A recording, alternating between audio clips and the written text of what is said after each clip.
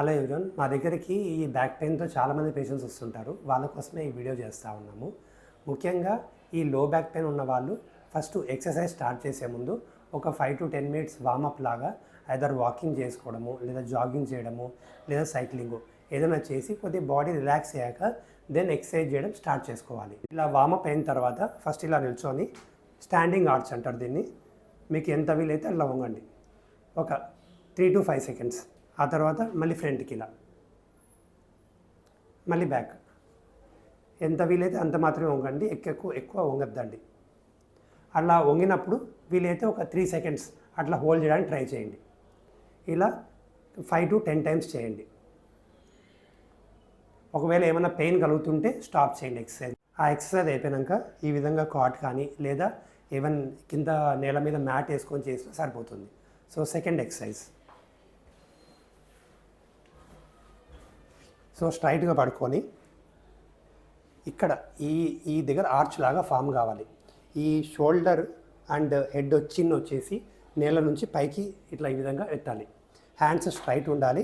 ఈ విధంగా హోల్డ్ చేసినప్పుడు 5 seconds లేదా 3 seconds. ఆ తర్వాత స్టాప్ చేయండి. ఇట్లా 5 to 10 sets. ఇప్పుడు ఇలా చేశారు కదా, మళ్ళీ ఇంకోసారి చేయి. ఈ విధంగా ఆర్చ్ ఫామ్ కావాలి. 3 seconds మనసులో కౌంట్ చేసుకోండి. అయిపోయాక రిలాక్స్ కండి. మళ్ళీ సేమ్ అలానే లైక్ ఇదే ఎక్సర్సైజ్ 5 to 10 times చేయాలి. నెక్స్ట్ ఎక్సర్సైజ్, థర్డ్ ఎక్సర్సైజ్ ఇది. ఈ విధంగా ఇక్కడ ఆర్చ్ ఎలా ఫామ్ అవుతుందో మీరు గమనించండి. ఈ ఎల్బో దగ్గర, షోల్డర్ దగ్గర స్ట్రైట్ ఉండాలి. ఓకే, నెక్ సాధ్యమైనంత వరకు ఎక్స్టెండ్ చేయాలి. ఈ విధంగా పోస్చర్ మెయింటైన్ చేయండి. ఇది కూడా అంతే, 3 to 5 seconds హోల్డ్ చేయండి. ఒక్కొక్క లైక్ మీరు రిలాక్స్ కావాలన్నప్పుడు నార్మల్ అవ్వచ్చు. సేమ్ 5 seconds హోల్డ్ చేసి రిలాక్స్ కావడము, మళ్ళీ సేమ్ రిపీట్ చేయడం. ఇంకోసారి రిపీట్ చేయండి. సో ఇలా 5 to 10 times చేసుకోవడం. నెక్స్ట్ వచ్చేసి ఫోర్త్ ఎక్సర్సైజ్, చైల్డ్ పోజ్ అంటారు. ఇలా ఎక్స్టెండ్ చేయాలా. నడుము స్ట్రైట్ ఉండేటట్టు చూసుకోండి. ఈ ఎల్బో దగ్గర, షోల్డర్ దగ్గర స్ట్రైట్ ఉండాలి. ఇక్కడ ఈ లైన్లో ఒక లైన్లో ఉండేట్టు చూడండి. వీలైతే ఇంకా కొద్దిగా బెండ్ చేసుకోవడానికి ట్రై చేయండి.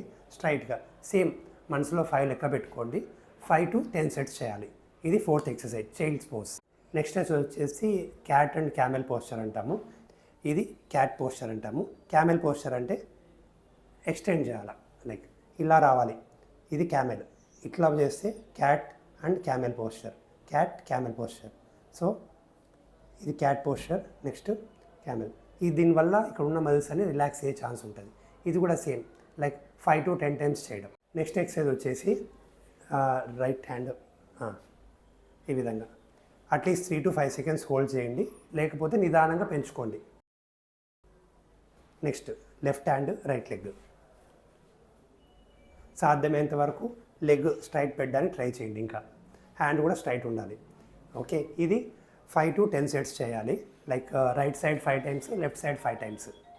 నెక్స్ట్ ఎక్సర్సైజ్లో ఈ విధంగా పొజిషన్లో పడుకొని ఇలా కాళ్ళ సపోర్ట్తో బటక్స్ 2 పైకి ఎత్తాలి. అట్లా వీలైతే ఒక 3 to 5 seconds హోల్డ్ చేయండి. ఆ తర్వాత మళ్ళీ రిలాక్స్ కండి. ఈ విధంగా లైక్ 5 to 10 times చేసుకోవడం.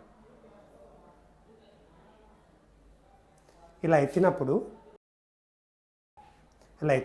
ఈ యాంగిల్ స్ట్రైట్ ఉండేటట్టు చూసుకోండి సాధ్యమైనంత వరకు. ఇక్కడ టచ్ కావాలి షోల్డర్ రీజన్లో. ఈ మధ్యలో ఈ ఏదైతే బ్యాక్ పార్ట్ ఉంటుందో అంతా గ్రౌండ్ నుంచి పైన ఉండాలి. నెక్స్ట్ ఎక్సర్సైజ్లో కాలు మడుచుకొని ఒక కాలు, ఈ గ్రౌండ్ నుంచి ఒక 15 to 20 centimeters హై. అట్లా 5 seconds మెయింటైన్ చేయండి. ఆ తర్వాత మళ్ళీ రిలాక్స్ కండి. సేమ్ మళ్ళీ ఈ కాలు మడుచుకొని ఆ కాలు స్ట్రైట్ చేసుకొని ఆ తర్వాత ఇలా అవుతాడు, మళ్ళీ 5 seconds. అలా ఆల్టర్నేట్ 5 to 10 sets చేయాలి. ఇది నెక్స్ట్ ఎక్సర్సైజ్. ఆ తర్వాత ఎక్సర్సైజ్లో సింగిల్ నీ టు చెస్ట్, అంటే ఈ కాలు తెచ్చి నీ వచ్చి చెస్ట్ దగ్గర తీసుకురావాలి. ఈ పొజిషన్లో 5 to 10 seconds హోల్డ్ చేయండి. తర్వాత లైక్ సేమ్ ఇంకొక కాలు సేమ్ 5 seconds అట్లా హోల్డ్ చేయడము, మళ్ళీ రిపీట్ చేయడం. సో టోటల్ ఈ కాలు 5 times, అవతల లెగ్ 5 times చేయాలి. So 5 to 10 times. Next exercise వచ్చేసి డబల్ నీ టు చెస్ట్, అంటే 2 కాళ్ళని ఇట్లా ఛాతీ వరకు మర్చుకోండి. ఓకే, అట్లా 5 seconds ఉంచడము, నిదానంగా రిలాక్స్ కావడం. సో ఇది 5 to 10 times చేసుకోవడం. నెక్స్ట్ వచ్చేసి 2 కాళ్ళు ఇలా ఒక 30 degrees వరకు ఇలా ఎత్తి ఎంతవరకు హోల్డ్ చేయగలిగితే మినిమం 3 to 5 seconds హోల్డ్ చేసి తర్వాత రిలాక్స్ కావడం. సేమ్ మళ్ళీ రిపీట్ చేయడం. ఇట్లా 5 to 10 సెట్స్. నెక్స్ట్ ఎక్సర్సైజ్ వచ్చేసి హ్యామ్స్ట్రింగ్ స్ట్రెచ్. సింగిల్ కాలు ఇలా 90 degrees ఎత్తడానికి సాధ్యమైనంత వరకు ట్రై చేయండి. ఒకవేళ 90 degrees కాకపోతే వదిలేయండి. నిదానంగా రెగ్యులర్గా చేసే కొద్దీ వస్తుంది. దీంట్లో ఏంటంటే ఇక్కడ ఉన్నటువంటి హ్యామ్స్ట్రింగ్ మజిల్స్ స్ట్రెచ్ అయ్యి పెయిన్ తగ్గుతుంది. సో ఆల్టర్నేటివ్ కాలు ఇలా స్ట్రైట్ ఉండడానికి చూడండి సాధ్యమైనంత వరకు. ఓకే, నిదానంగా రిలాక్స్ కావడం. మళ్ళీ ఈ కాలు ఎత్తండి. ఓకే, ఒకవేళ ఏదైనా పెయిన్ వస్తుంటే మధ్యలో స్టాప్ చేయండి. Okay, don't force on yourself. Last ఎక్సర్సైజ్కి వచ్చేస్తే 2 కాళ్ళని ఇలా మడుచుకొని బెడ్ మీద సాధ్యమైనంత వరకు ఇలా రైట్కి లెఫ్ట్కి. సో ఎంత వీలైతే అంత గ్రౌండ్ టచ్ చేయడానికి ట్రై చేయాలి. అట్లీస్ట్ గ్రౌండ్ దగ్గరకైనా తీసుకెళ్ళాలి మీ లిమిటేషన్ బట్టి. ఒకవేళ మధ్యలో ఎక్కడైనా పెయిన్ వస్తే స్టాప్ చేయండి. సో ఆల్టర్నేటివ్ ఇలా పెట్టినప్పుడు లైక్ ఒక 3 to 5 seconds హోల్డ్ చేయండి. ఆ తర్వాత నిదానంగా లెఫ్ట్ సైడ్ చేయండి. ఇప్పుడు చూపించిన ఎక్సర్సైజ్ చేసుకోవడమే కాకుండా కొన్ని ప్రికాషన్స్ తీసుకోవాలి.